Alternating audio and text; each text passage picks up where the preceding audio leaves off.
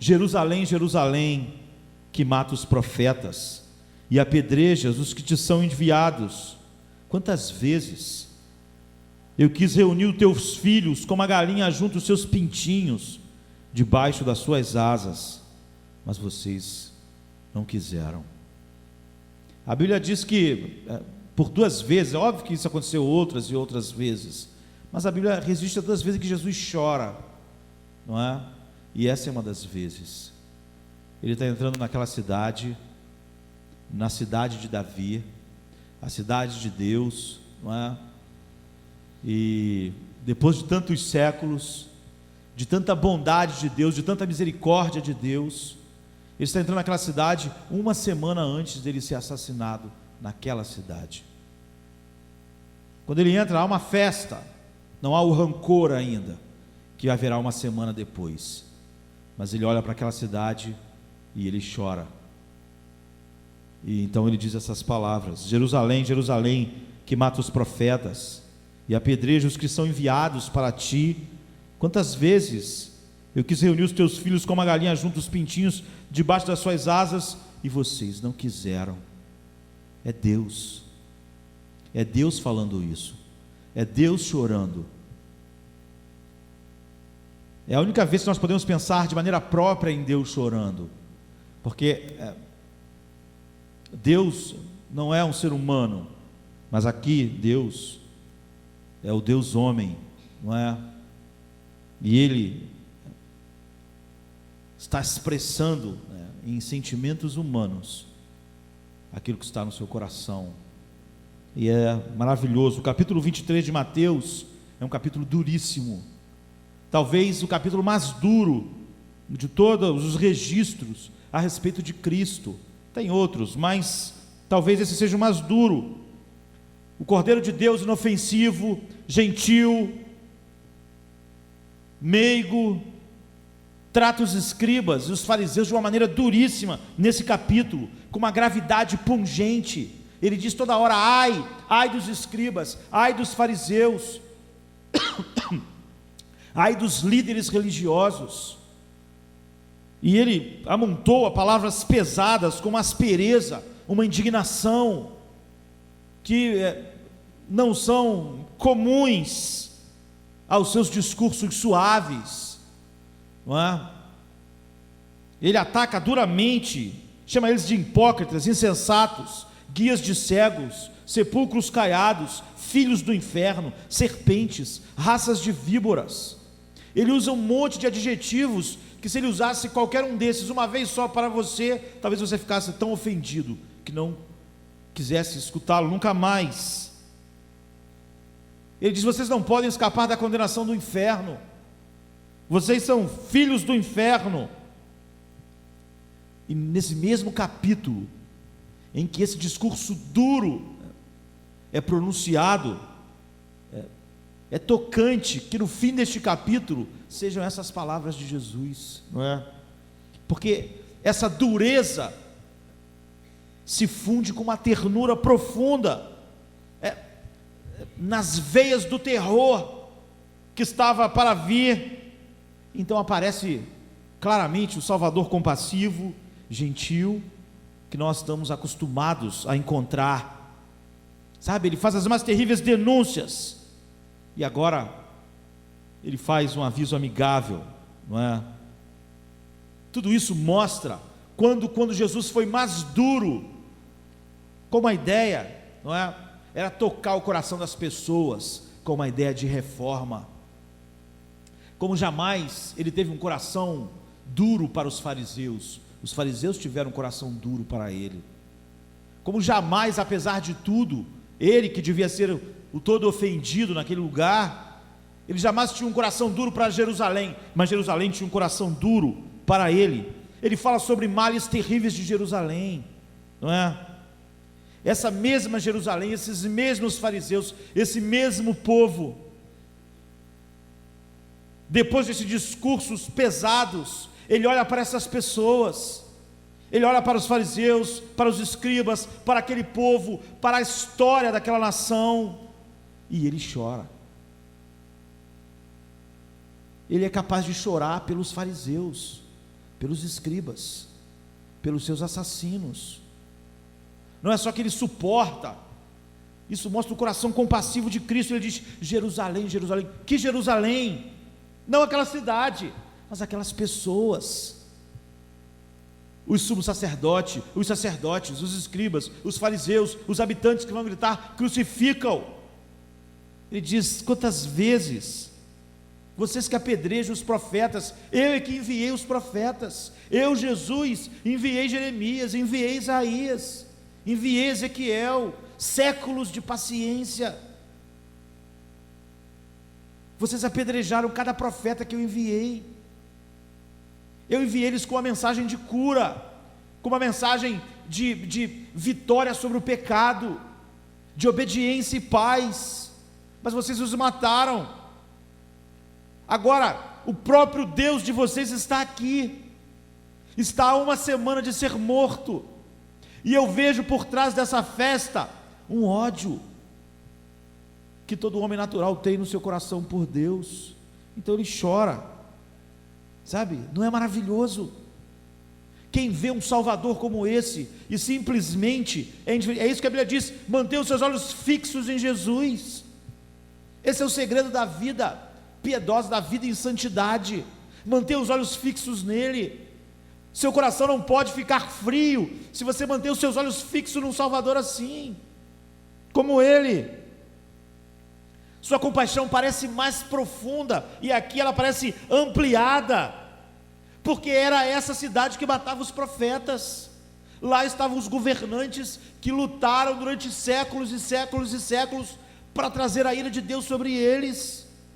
Mas você vê a ternura, você vê a paciência, depois de todos esses séculos, depois de toda a rebeldia, depois de todo o ódio contra Deus, depois de todos os apedrejamentos, depois de cerrarem os profetas no meio, depois de calarem profeta por profeta, você vê Deus entrando naquela cidade, sentado num burrico, e ele chora e diz: Jerusalém, vocês que mataram os profetas que eu te enviei, como eu queria juntar vocês como a galinha faz com os pintinhos.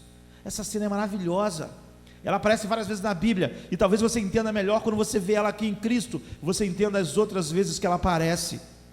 A galinha, não é? Protege os pintinhos em duas situações mais específicas. É porque as aves de rapina, elas caçam os pintinhos, os filhotes, e a galinha tem um senso para perceber as aves de rapina, o que não é fácil, já que a ave de rapina voa e voa alto, e tem bons olhos, e quando a galinha percebe que há perigo, gavião, ela faz um sinal, não é? Que os pintinhos entendem, eles fogem para a galinha, e ela cobre ele com suas asas, dá visão da ave de rapina. E ela faz isso também quando há perigos climáticos extremos, que ela acha que os pintinhos não podem resistir. Essa é a visão que Jesus está trazendo para aquelas pessoas. Há um perigo sobre vocês, há um perigo terrível. Eu mandei profetas, e o que eu queria, agora eu estou aqui, é juntar vocês para protegê-los de algo terrível, de algo inimaginável. Quantas vezes eu quis cobrir vocês com as minhas asas, é a única esperança que vocês têm, é a única esperança que todos nós aqui temos, estarmos cobertos pelas asas, por assim dizer, de Cristo. Não há escapatória, há muita ira sobre nós, muita culpa, a justiça clama por morte, sabe?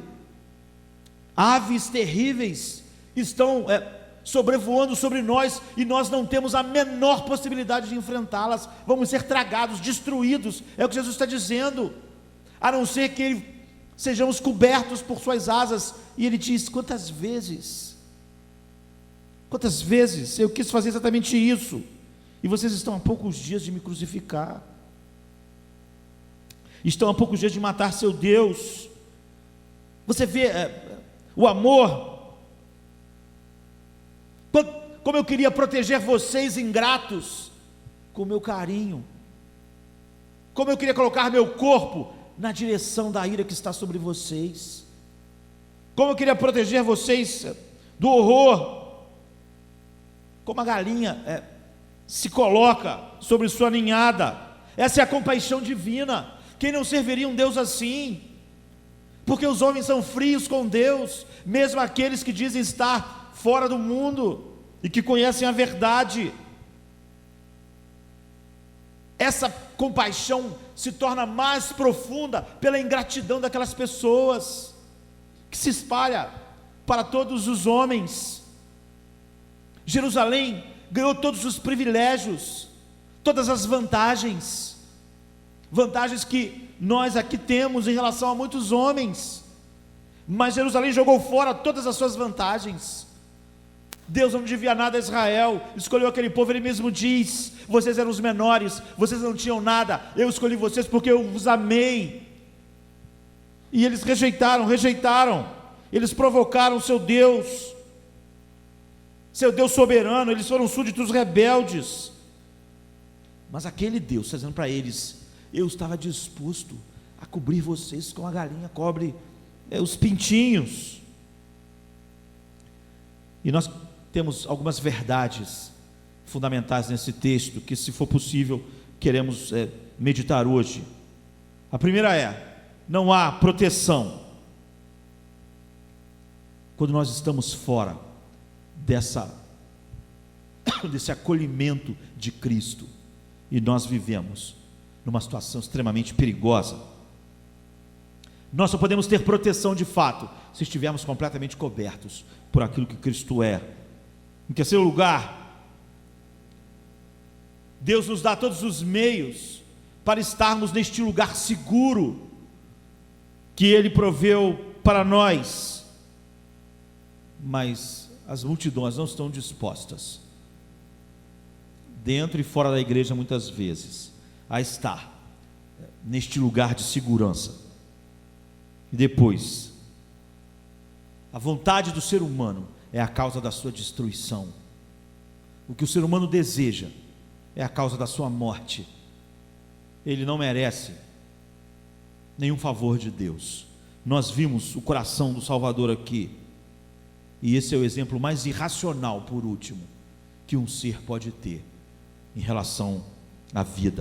Em primeiro lugar, então, o texto diz que os pecadores, estando fora de Cristo, estão correndo terrível perigo. Que perigo é esse? Porque Jesus disse para aquelas pessoas: eu queria, como a galinha protege os pintinhos, proteger vocês. Que perigo era esse? Quando a galinha dá sinal de perigo e abre suas asas, os pintinhos, muito espertos, correm para lá. Mas a galinha nunca faz isso quando não há perigo. Nenhuma outra ave que protege seus filhos das aves de rapina fazem isso quando está tudo bem, quando não há perigo. Quando eles fazem isso é porque há perigo, é porque o perigo é real, e os pintinhos acreditam que o perigo é real. Sabe, o que Jesus quer dizer para aquela cidade, para nós, é que o perigo é verdadeiro. Ele não deixaria o céu, Ele não faria o que fez se o perigo não fosse terrível.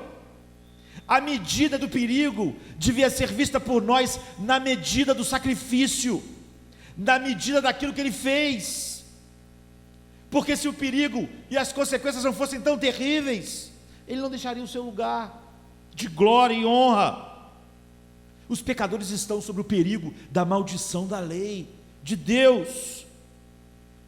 A lei de Deus está em pleno vigor contra cada homem. A ideia de que a lei expirou é falsa. A lei de Deus está sobre a cabeça de cada homem, voando como que uma ave de rapina, pronto para exigir daquela vida a sua condenação final. A lei exige isso. E enquanto o homem não estiver debaixo da justiça de Cristo, não há proteção para ele, não há segurança, nem por um minuto sequer, porque nós não podemos responder às demandas da lei. É isso que Jesus estava dizendo: eu quis proteger vocês da ira da lei, da maldição da lei, mas vocês não quiseram. pecador está em perigo do pavor da justiça divina. Pensem, a Bíblia diz que os demônios estremecem.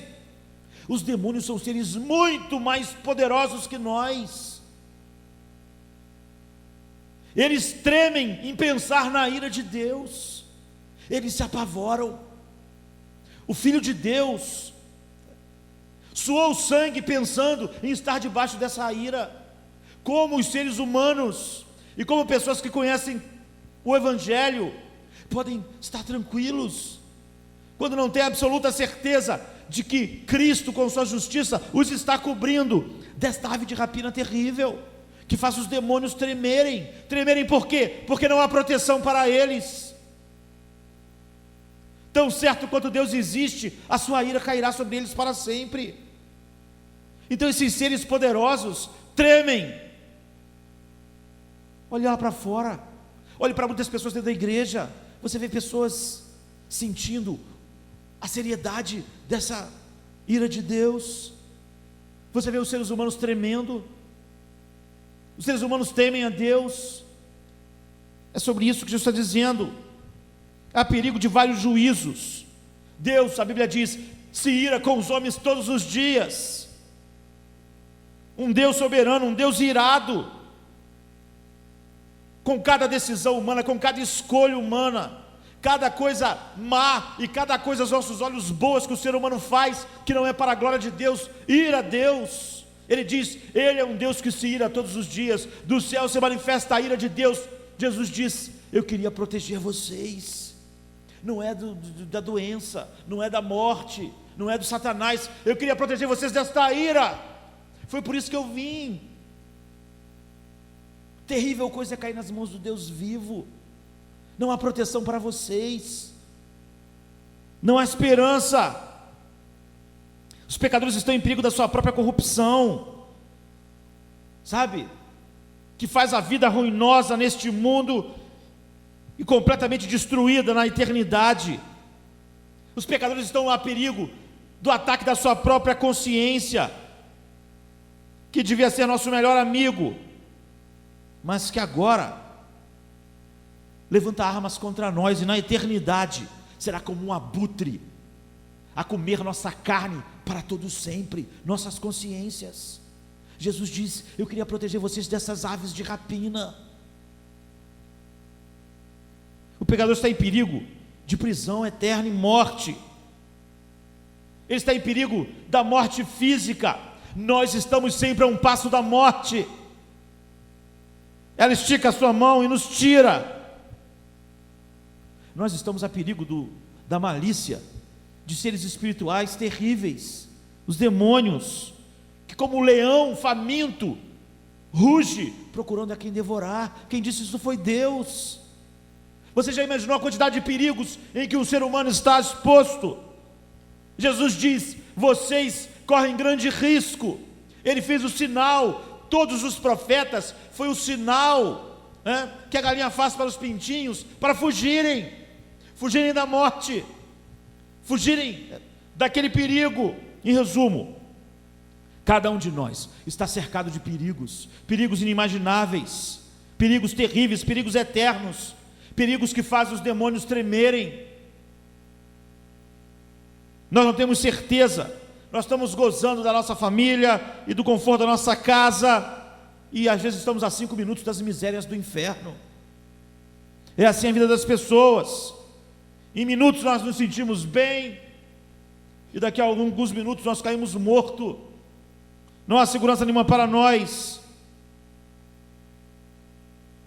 Mas a maioria das pessoas não acreditam nisso. Essa é a primeira lição. Porque os pintinhos, quando vem o sinal da galinha, eles não ficam procurando para ver o que está acontecendo. O final da galinha é o suficiente. Mas os seres humanos, não somos assim, né? Nós não estamos sentindo nenhuma dor, não estamos sentindo um inferno no nosso cangote, nós não trememos como os demônios. Nós achamos que podemos suportar a ira de Deus, nós achamos que podemos ser descuidados, achamos que podemos viver o dia como se sem a proteção de Cristo nós pudéssemos viver. Quando um crente acha que pode ser mundano, por exemplo, ele está dizendo que não teme, que ele não precisa de proteção, que ele pode viver como o mundo, o que é uma loucura. Os pintinhos confiam de que o sinal da mãe é o suficiente para eles correrem. O que Deus diz é o seguinte: eu enviei profetas, eu avisei a vocês tantas vezes. Ele está chorando, e agora a ruína de vocês está próxima. Vocês nunca ouviram, nunca na história se viu a galinha fazer sinal para os pintinhos e eles não irem. Mas vocês rejeitaram todas as coisas, mataram, apedrejaram. Dia a dia floresceu em Jerusalém a verdade de Deus, até que ela se transformou num montão de ruínas. É triste pensar quão comum é esse perigo, sabe? Multidões achando que estão seguras, alegres, quando dezenas de aves de rapinas estão voando sobre suas cabeças. Elas não têm nenhuma chance. Os inimigos são muito poderosos. A ira de Deus é infinita.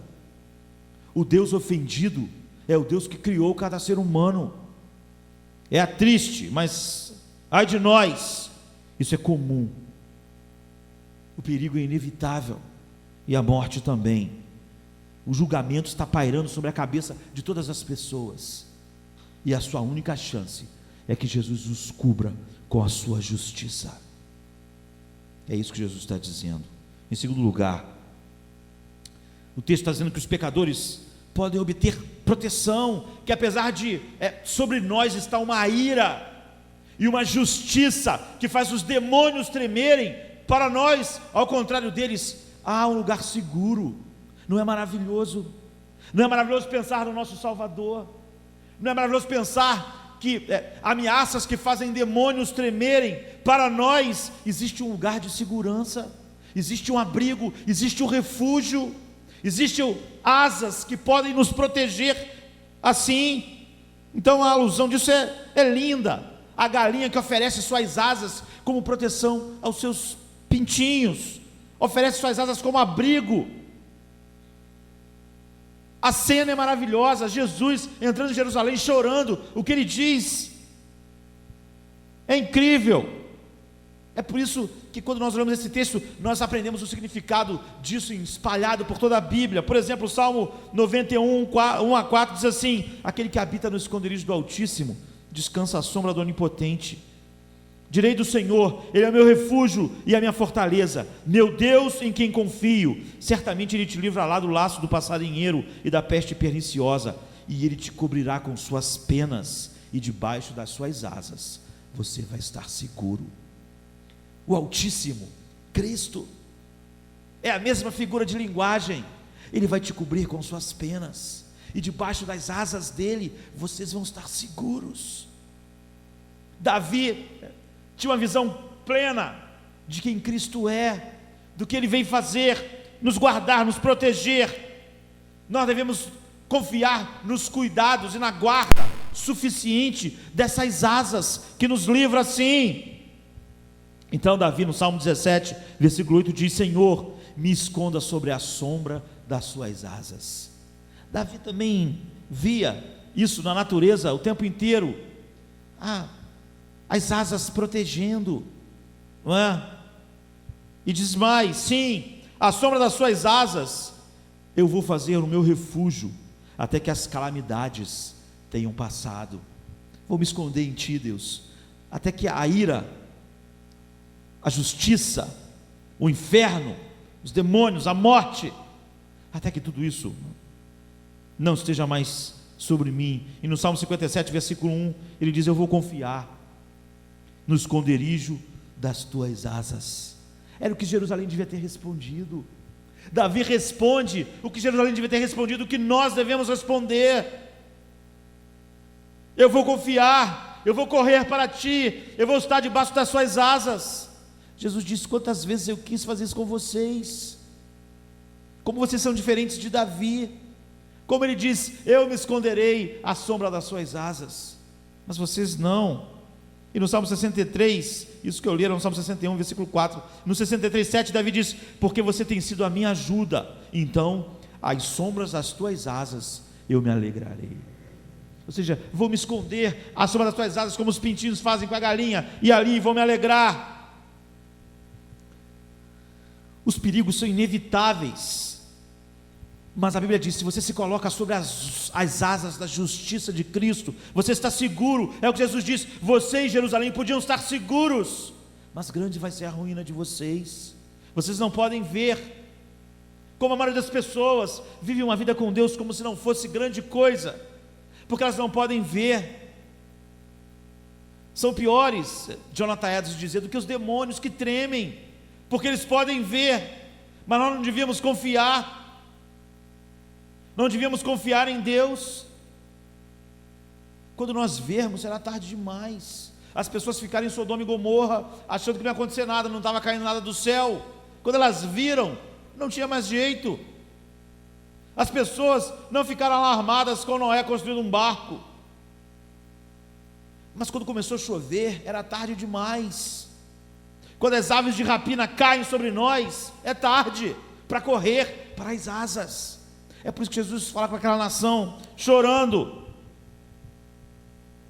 nós não estamos salvos das insurreições internas, da nossa própria consciência, da malícia de seres infernais, da ira de Deus, da justiça de Deus.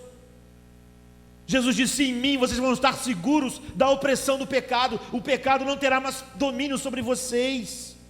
Se vocês estiverem debaixo das minhas asas, vocês vão vencer o mundo. Eu venci o mundo, vocês vão vencer também. Vocês vão poder resistir o diabo e ele fugirá de vocês. Não haverá mais ira. A justiça estará satisfeita e a justiça será amiga de vocês. Essa é a segurança. Não é inacreditável o coração compassivo de Cristo? Nós, diante de tais terrores, normalmente não sairíamos correndo para nos proteger. Jesus diz: mesmo quando alguns males tocam aqueles que estão debaixo das minhas asas, esses cooperam para o seu bem, não pode fazê-los mal. É o que Paulo diz em 1 Coríntios 3, 21 a 23, tudo é vosso.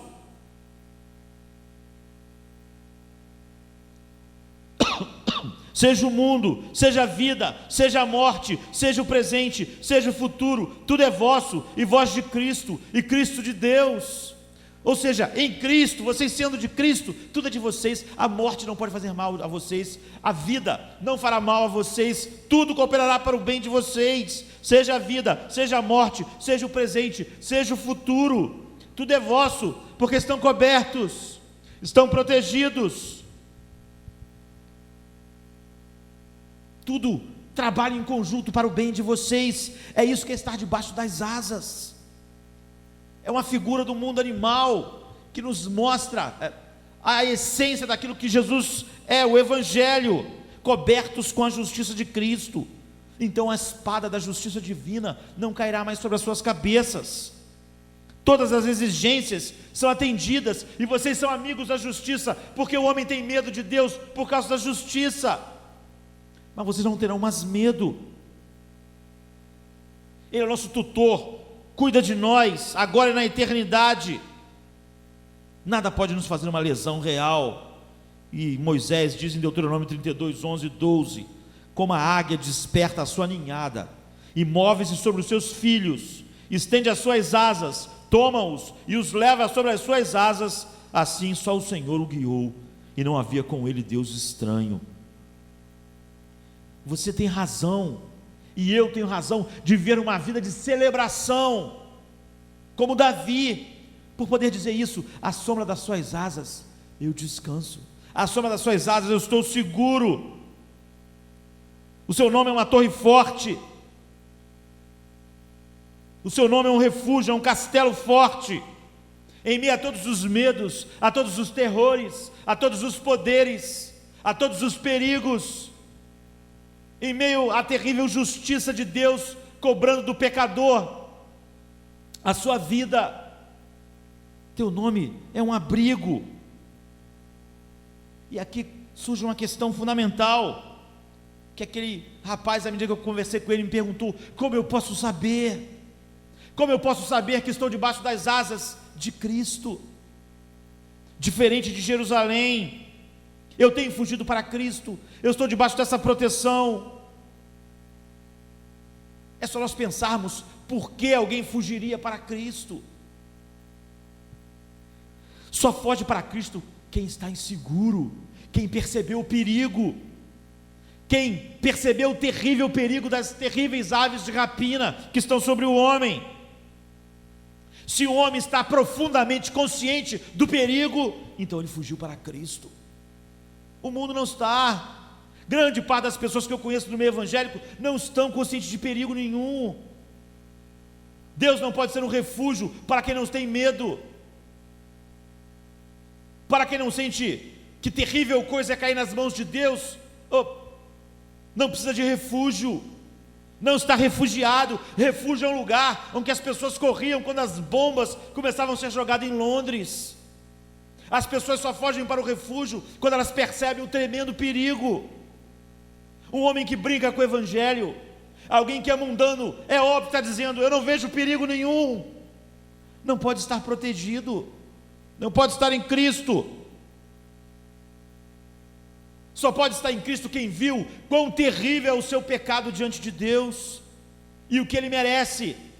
João Calvino dizia que quem ora de maneira banal, perdoa meus pecados, faz isso porque não sabe o que o pecado dele merece. Se alguém visse as pessoas no inferno, quando fossem se ajoelhar para pedir perdão, pediriam com fervor, porque ela saberia o que o pecado dela merece. Portanto, o perdão não pode ser pedido de maneira banal, ou com o propósito de eu fazer amanhã de novo. Mas João Calvino diz: as pessoas pedem perdão de maneira banal, porque elas não sabem aquilo que o pecado delas merece de verdade. Quando alguém sabe, então essa pessoa fugiu para Cristo. Quem não tem esse senso da seriedade do pecado, é óbvio que não fugiu para Cristo. Quem não entende o poder da maldição da lei, os poderes do inferno, não precisam, não estão com medo suficiente para correr para as asas de Cristo e não saírem de lá nunca, até estarem em segurança. Isso é o que ele quer dizer. Os pintinhos são criaturas indefesas, não há chance, não há como lutar contra as armas de morte das aves de rapina, as garras da águia, a visão da águia, a velocidade da águia, o voo da águia. Não há chance, não há possibilidades para o homem natural.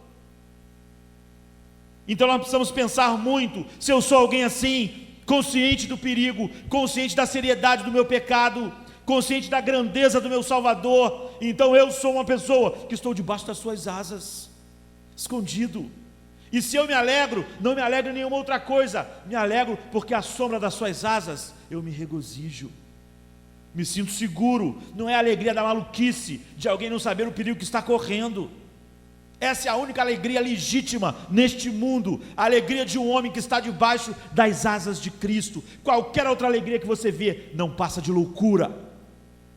Enquanto os demônios tremem, os homens riem. Enquanto os demônios tremem, os homens se divertem. Mas não são os demônios que são loucos, porque eles deviam tremer e estão tremendo. A loucura é humana, que está rindo quando devia estar desesperado. Nenhuma alegria neste mundo é legítima, a não ser a alegria descrita por Davi: à sombra das suas asas eu me alegrarei porque estou seguro, porque nada mais pode destruir a minha vida. Eu dividi em 8 partes, vamos ver a terceira. Nós temos 20 minutos. Fica evidente que Jesus é compassivo e disposto a receber os piores sobre a sombra das suas asas. Ele diz: Jerusalém, Jerusalém, que matou os profetas e apedrejaram aqueles que foram enviados. Embora eles fizessem isso, ele diz: eu quero abrigar vocês com a minha asa. Isso é maravilhoso. Todo o sangue de profeta estava sobre aquelas pessoas. Jerusalém havia abusado das misericórdias de Deus. Israel era a capital, havia abusado da bondade de Deus, como nós que conhecemos o Evangelho às vezes abusamos. No entanto, essa cidade recebeu um Salvador compassivo, e diz para eles: apesar de todos os abusos, apesar dos séculos de abusos, de vocês pisarem na minha lei, de vocês me desprezarem, eu, como a galinha faz com os pintinhos, queria abrigar vocês com as minhas asas. E ele diz isso chorando para eles, mas vocês não querem.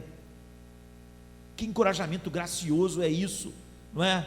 Mesmo os mais ingratos têm um Salvador todo suficiente. Jesus não perdeu a compaixão por Jerusalém em séculos de desprezo, em séculos de heresias. Não perdeu, é o que ele está dizendo. Ele vai sofrer a morte naquela cidade alguns dias depois, mas depois que ele ressuscitou, com a primeira ordem dele, o que ele diz aos apóstolos é algo inacreditável para mim. Uma semana antes ele diz: ô Jerusalém que mata os profetas, apedreja, eu quis salvar vocês, quis abrigar vocês com as minhas asas, mas vocês não quiseram. E aquelas pessoas uma semana depois matam ele. E em Lucas 24:47 ele diz: vai, ide pregai o arrependimento e a remissão, ou seja, a graça a todos, começando por Jerusalém. Não é maravilhoso? Depois de tudo, dos séculos, da declaração dele, uma semana depois, matam ele cruelmente. Quando ele ressuscita, ele diz: preguem a salvação, preguem o perdão, mas primeiro, preguem para ele. Você podia pensar: Jerusalém não Jerusalém, comece por qualquer lugar, menos por esse lugar terrível, ingrato. O Salvador chorou nas suas ruas, o Salvador falou antes o que queria. A cidade ingrata, de dores, que mata há séculos as pessoas, que despreza a Deus, que crucificou o seu filho com mãos cruéis, e a primeira oferta de perdão vai ser para eles. De novo, você vê o coração de Deus, você vê o coração compassivo de Deus, você vê quanta ira alguém que rejeita todas essas coisas amontoa sobre si. Você imagina o quanto hoje as pessoas ouvem um evangelho muito mais abrangente do que naqueles dias. Isso é de derreter nosso coração, a misericórdia de Deus. Preguem primeiro a Jerusalém, a remissão de pecados. O que isso quer dizer? Deus torna os piores monumentos da sua graça.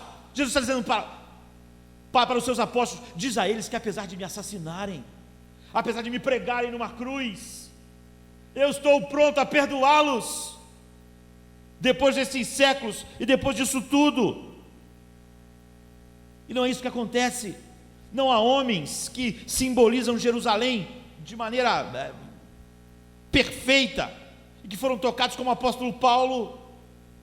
Não é Paulo que manda depois disso matar Estevão em Jerusalém também, que respirava ódio. Esse chefe, ele diz: digna de toda aceitação esta verdade, que Cristo veio ao mundo para salvar os pecadores, dos quais eu sou o principal. Eu odiava completamente a ele me salvou. É como se Paulo estivesse dizendo: eu sou o rei dos pecadores. Deus fez esses homens um monumento da sua graça, e assim ele fez com outros terríveis como Manassés, como Zaqueu, para mostrar o poder da sua graça. Nós devemos meditar sobre isso. É uma pena que nós vamos ter que dividir isso ao meio. O fato de Jesus mandar aqueles homens pregarem em Jerusalém é maravilhoso, nos mostram quem de fato é o nosso Salvador. Nós podemos pensar, Jesus dizendo: comecem a pregar em todos os lugares, se der tempo um dia, preguem em Jerusalém também, porque Jerusalém ouviu demais, abusou demais, pisou na verdade demais, matou os profetas e matou a mim também. Mas ele diz: primeiro lá, primeiro em Jerusalém. Isso mostra o poder da graça de Deus, não é? Eles mereciam o contrário, é a superabundante graça. Você pensa, Jesus devia ter mandado os discípulos, mas não para lá, devia ter avisado: provavelmente em Jerusalém vão matar vocês também, fujam desse lugar. E muitos foram mortos lá, como Estevão. Mas Jesus diz: não, primeiro lá. Ele podia dizer: não, não, chega. Mataram João Batista, mataram a mim, mataram a todos, porque nós pregaríamos lá, porque levaríamos vocês para lá.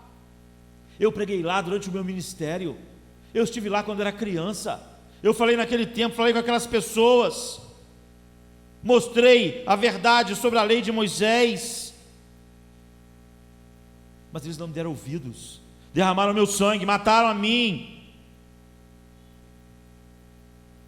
Então todos merecem ouvir primeiro, antes de Jerusalém. Não devemos derramar uma lágrima de compaixão em Jerusalém primeiro. Mas os pensamentos de Deus não são como os nossos. É inacreditável como Deus é inacreditável quão maravilhoso é o nosso Deus, quão grande é a sua misericórdia. Ele vai pegar os piores e vai dizer: falem para eles sobre o perdão. Isso é maravilhoso. É como se Jesus dissesse: diga a eles que os meus sofrimentos que eles fizeram para mim podem perdoá-los, que nem quem me assassina é imperdoável, que o sangue que eles derramaram é o sangue que vai cobrir o pecado deles, que a violência que eles me fizeram vai servir como aquilo que vai cobrir eles da ira de Deus. Diga isso a eles, pregue essa verdade a eles, a Israel.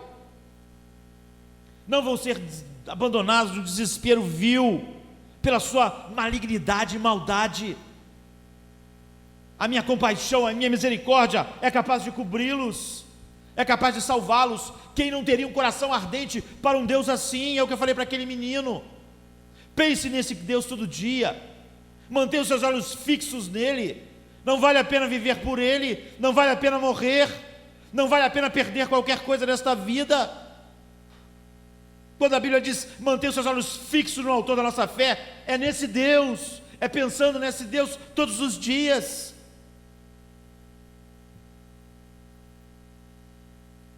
Jesus está dizendo: diga às pessoas de Jerusalém que aquele sangue que eles viram ser cair, eu derramei para eles. Se eles hão de ser remidos por esse sangue, como isso pode não amolecer um coração? Como alguém pode dizer que o ser humano é um ser bom? Se essa história, se Deus no mundo assim, se um Deus tão maravilhoso, o homem pode continuar com o seu coração duro e insensível? Que tipo de monstro o ser humano se tornou? Que tipo de monstruosidade o pecado não fez no ser humano, na sua alma, no seu espírito? Jesus está dizendo: diga que eu estou vivo, diga que eu ressuscitei, e porque eu ressuscitei, apesar deles terem me matado, há perdão para eles. Eu posso ainda abrigá-los com as minhas asas. Não é maravilhoso? Alguém que alguns dias antes avisou que eles matavam os profetas, diga para eles que não é imperdoável assassinar o Filho de Deus, não é imperdoável cravá-lo numa cruz, que Deus está disposto a perdoar até isso, e usar essa afronta maior que alguém podia ter feito a Deus, como um escudo que os protegerá da ira do próprio Deus. Diga a eles que vocês viram as marcas nas minhas mãos, que vocês viram o furo do meu lado, que a lança deles, cruel, vazou meu coração, mas que isso tudo é para a remissão dos seus próprios pecados, que todas essas maldades cobrem a maldade deles. Isso não é inacreditável? Não é um plano incrível? Não é uma misericórdia infinda? Ele está dizendo: se você encontrar em Jerusalém aquele infeliz que me furou com a lança, diz a ele: há perdão para ele. Debaixo das minhas asas eles podem estar seguros. Que se houver um verdadeiro arrependimento, eles se lamentarão pela maneira com que trataram o seu Deus. Então eles serão salvos. Diga a eles que o sangue que eles derramaram foi derramado por eles. Isso é maravilhoso. Apesar de terem negado a minha doutrina, blasfemado da minha divindade, abusado de mim, apesar de terem visto os meus milagres e disseram que aqueles milagres foram feitos em nome de Beuzebu, apesar do escárnio, do deboche, da violência, do cuspe. Diga a eles que há graça para eles, há perdão para eles. Comecem por lá, preguem sobre o meu amor infinito lá em Jerusalém primeiro, antes de pregar no mundo inteiro. Isso mostra a verdade de João 6,37, que diz: quem vem a mim, de maneira nenhuma eu lançarei fora. Não importa o que aconteceu. Ele diz: quantas vezes eu quis reunir os teus filhos. Quantas vezes ele tem espalhado sua asa amigável. Cada mensagem que você ouve na igreja, cada vez que você lê em casa a sua Bíblia, é o que Deus está fazendo, estendendo suas asas. Muitas pessoas depois de uma mensagem ficam aborrecidas. Foi isso que Israel sempre fez. É um contrassenso. Deus estende suas asas e as pessoas ficam com raiva, ficam ofendidas. Não é uma loucura? Não é a loucura de Israel que se repete dentro da igreja, no mundo inteiro?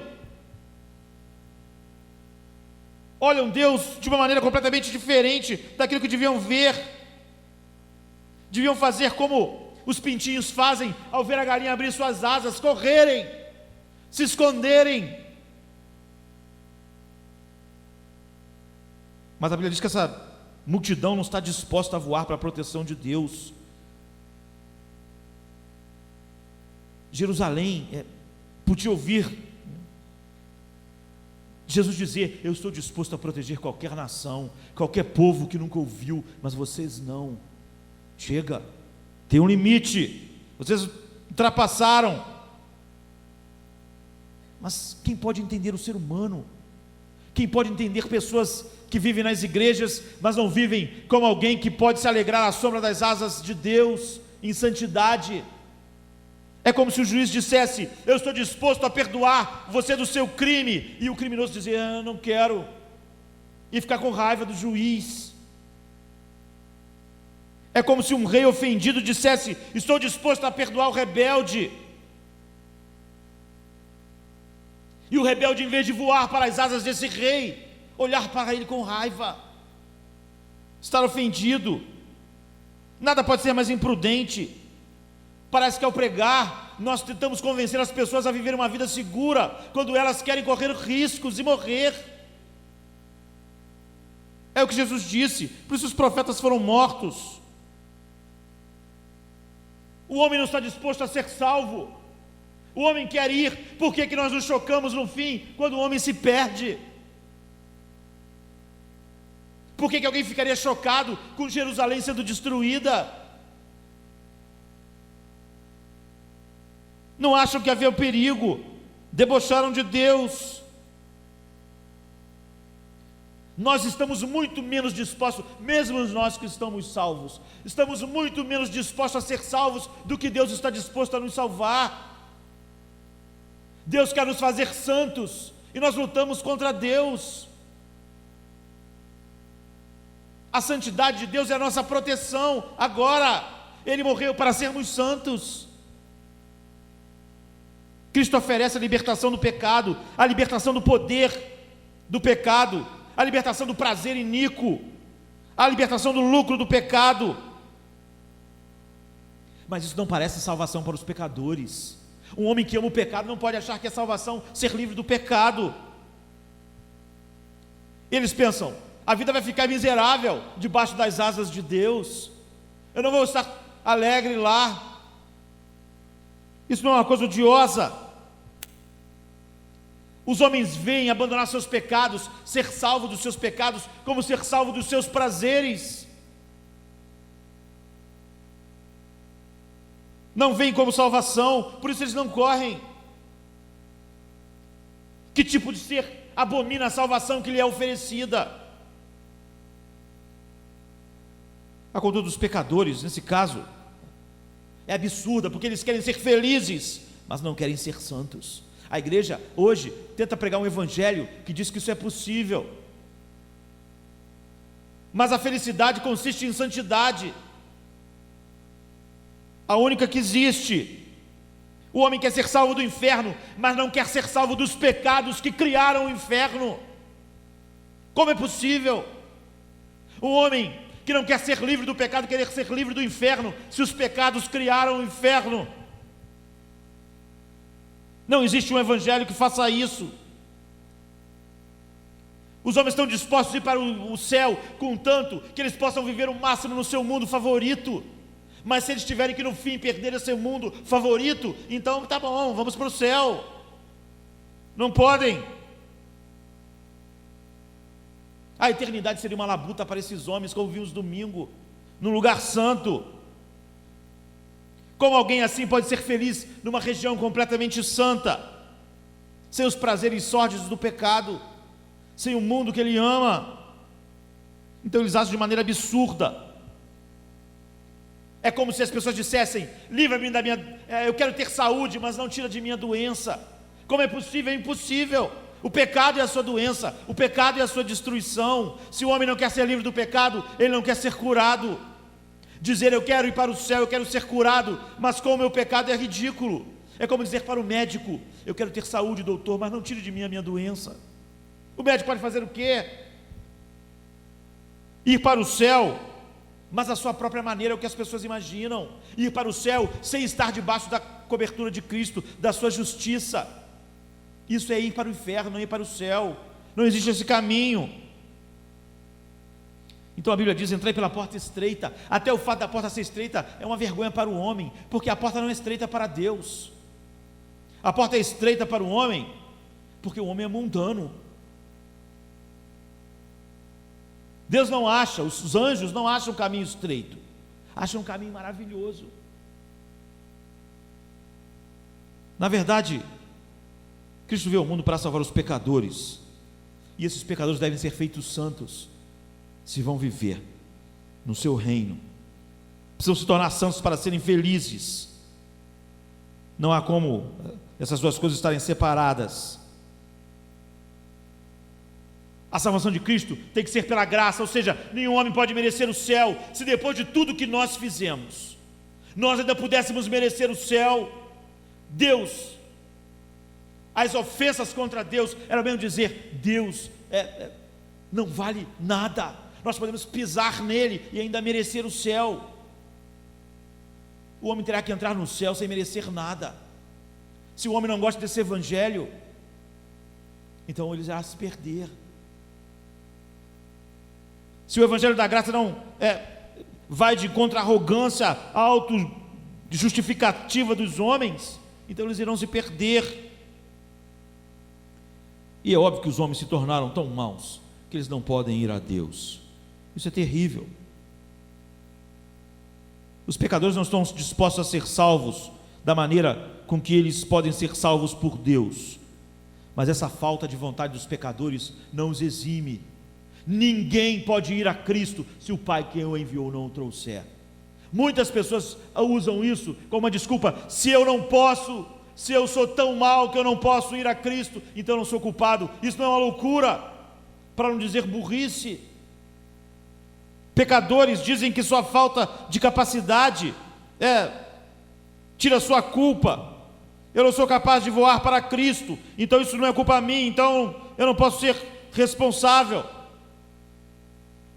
Não é uma loucura alguém falar isso?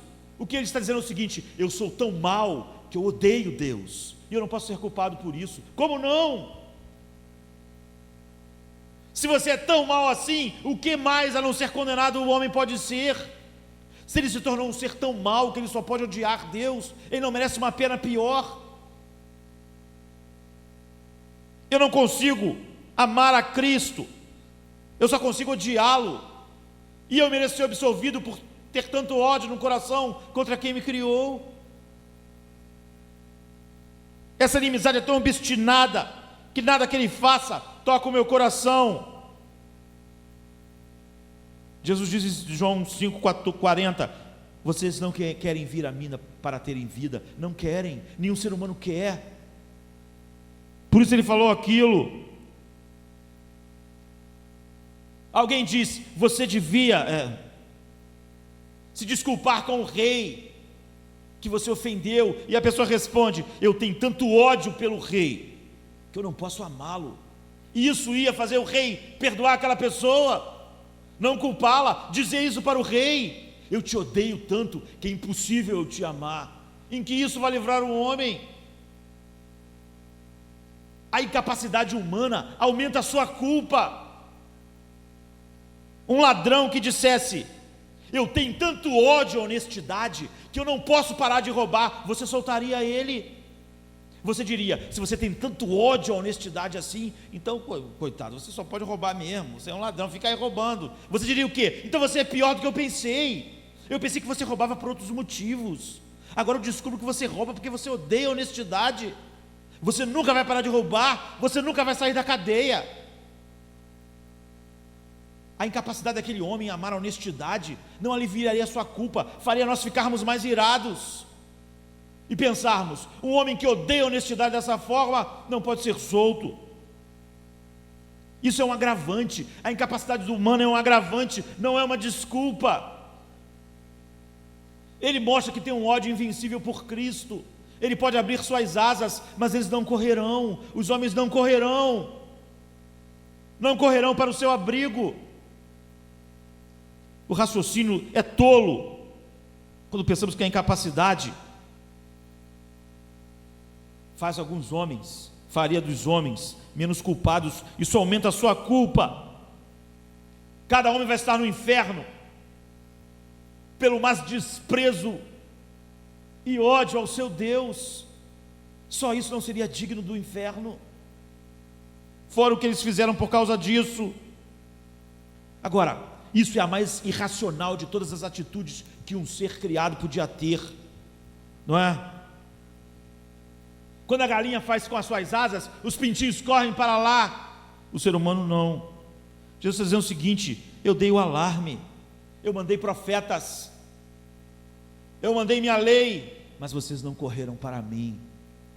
Não havia segurança para vocês. A minha lei condena. Vocês são culpados, mas vocês não correram para mim, não correram para que eu protegessem. Então Deus fala isso como a irracionalidade do pecado. A Bíblia diz: o boi conhece o seu proprietário. Os animais irracionais são muito mais sábios que vocês, e o burro conhece o curral do seu senhor, mas Israel, o meu povo, não me conhece. Jeremias diz assim, eu estou encerrando: eu escutei, eu ouvi, não falam o que é reto. Não há ninguém que se arrependa da sua maldade, dizendo: que fiz eu? Cada um se desvia na sua próprio caminho, como um cavalo errante no ímpeto da batalha. Até a cegonha no céu conhece os tempos determinados, e a rola e o grou e a andorinha observam o tempo da sua arribação. Mas o meu povo não conhece o juízo de Jeová, o juízo do Senhor. Não conhece, eles não temem, não estão apavorados. Os animais correm, fogem, se escondem, mas o meu povo não faz isso, não conhecem. Eis que em vão trabalham seus pastores, eis que em vão os sábios são envergonhados agora, espantados e presos. Eis que vocês rejeitaram a palavra do Senhor. Que sabedoria vocês têm? É uma espécie de loucura. O homem rejeita a felicidade que Deus pode dar gratuitamente. Por quê? Pelo quê? Chafurdando na lama do seu pecado. Essa é uma conduta razoável de uma criatura razoável? Não. Me mostra o ser mais bruto que existe, e ele é mais razoável que um ser humano. E finalmente, Jesus chorou por aquela cidade. Como chora?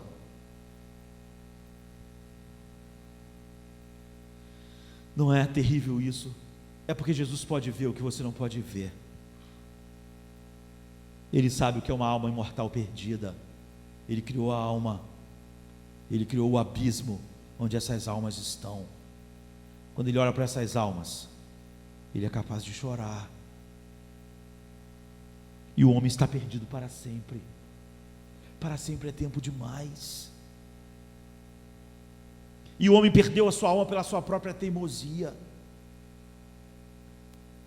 Ele perdeu no meio da salvação. O lamento do inferno é que houve um tempo de salvação.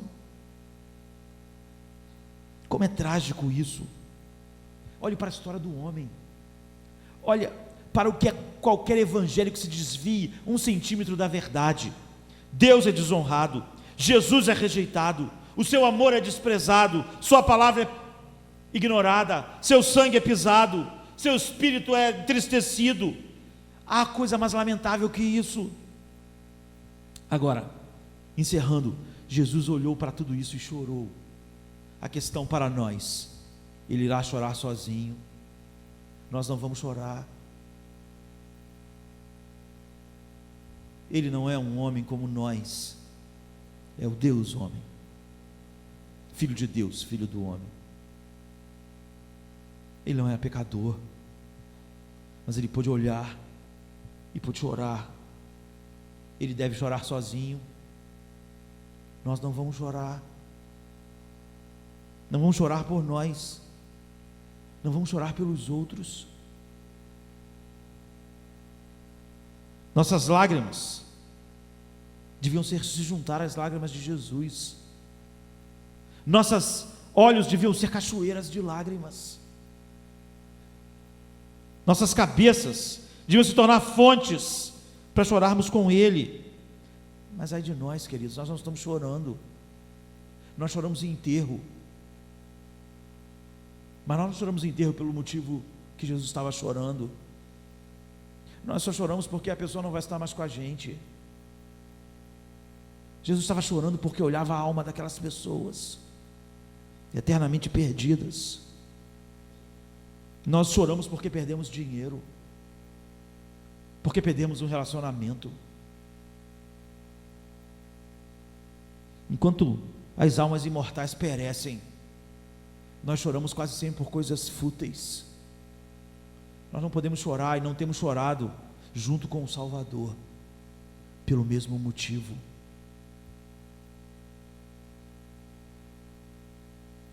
Há motivos suficientes ao nosso redor para um grande lamento, para nos juntarmos ao lamento do Salvador, que disse: "Ah, Jerusalém que mata os profetas que te são enviados."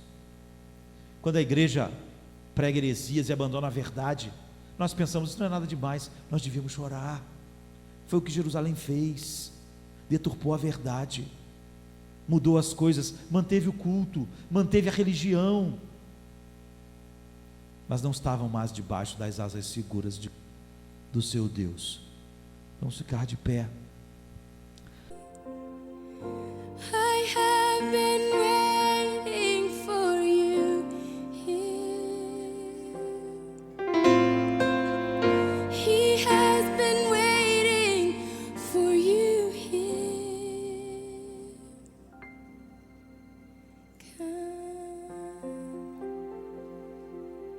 Come to him. Come and find your peace. Come and find your rest. Come and find your joy. He is waiting here for you. He is waiting here for you with open arms to hold you, to